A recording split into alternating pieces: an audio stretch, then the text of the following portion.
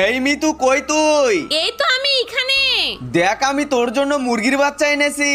আরে বাড়িতে মুরগির বাচ্চা কেন এনেছো? এক্ষুনি নিয়ে যাও। না, আমি এগুলোকে পালবো। তাহলে ঘর বানাও এক্ষুনি।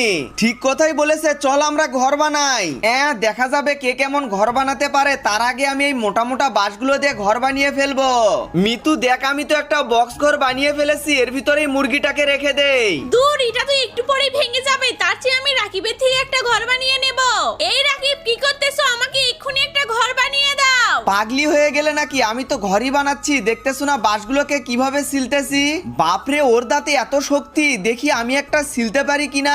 সর্বনাশ, আমার তো দাঁতই ভেঙে যাবে। আমার দ্বারা হবে না বাবা।